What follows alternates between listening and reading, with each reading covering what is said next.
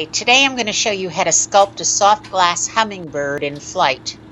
I'm Vicki Schneider. I own Expressive Glass in Buffalo, New York. And we're going to get started with 2 rods of light amber soft glass, ephedra. And we make a nice size gather and then take it out of the flame and rotate it so that part of it hangs down a bit to create the chest. We're then going to flame cut one of the rods away and make a few little marks with Peter tweezers on each side. That's to tell us where our wings are going to go.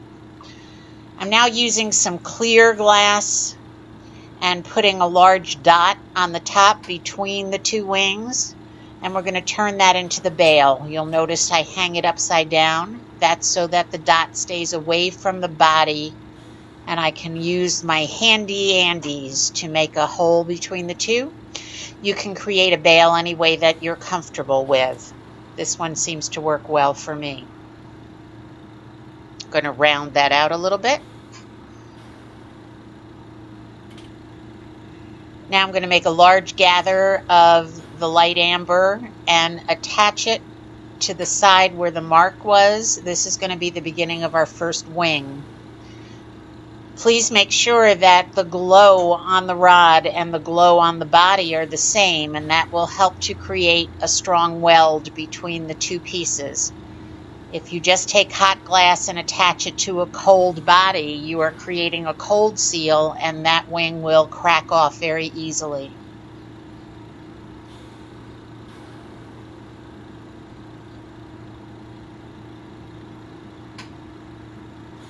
Again, I'm using gravity to help me shape that wing.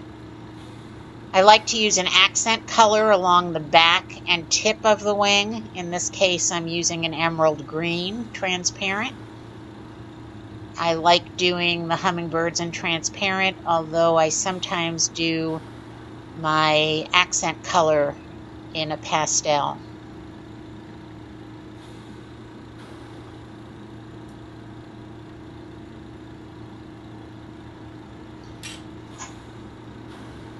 Heat that color in well so that it fuses into the wing. Now going to create the head. If you notice, I pull the rod a little bit to the left as I'm adding the head on. That keeps the head separate from the body. And I guess I should mention at this point that I am left-handed, so if you're right-handed, you're going to do everything reverse with the other hand. I'm using my Peter tweezers to show me where my eyes are going to go. And I'm going to take, in this case, a black stringer that I previously pulled and put a little dot right in where that indentation is. I use the end of my torch for support. Now we're going to create the beak of the hummingbird.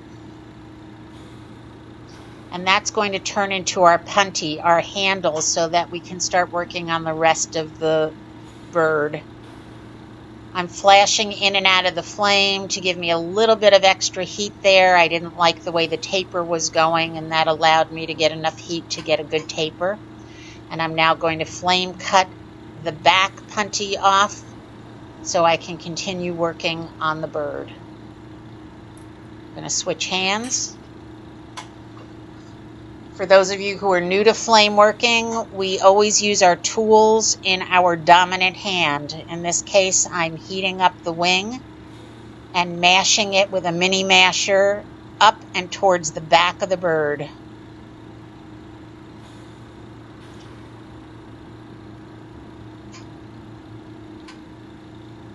Now I'm going to add some extra glass of the amber at the tail end.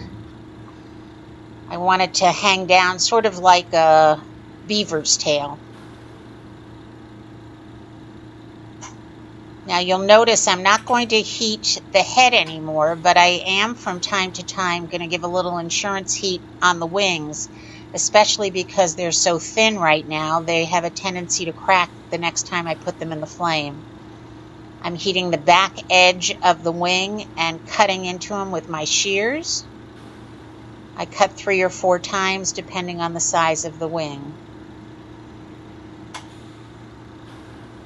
So I'm not going to heat that head anymore. I'm just going to be heating the wing for the time being, and pretty soon the tail, and that will stop this from cracking. Otherwise we'd have to keep everything warm all the time, and that's a little difficult to do the larger the piece gets.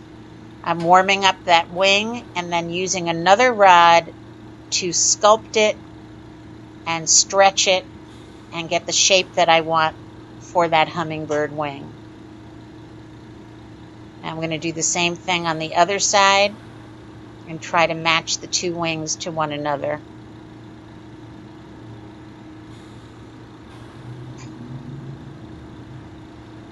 Swipe and stretch. Sometimes you need to blow on that to stop it from stretching too thin. That's just a little tip. Now I'm heating the portion that's going to be the tail. I'm going to stay away from the rest of the bird with the flame. And I'm mashing it down gently into a beaver tail.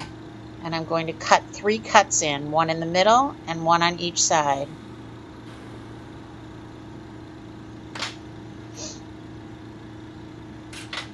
Then I'm going to use my pointy tweezers and place them in the groove created by the middle cut, pull out, and then pull around to round out that tail. I'm going to flame cut the punty in the front, trim off the beak, and we're done.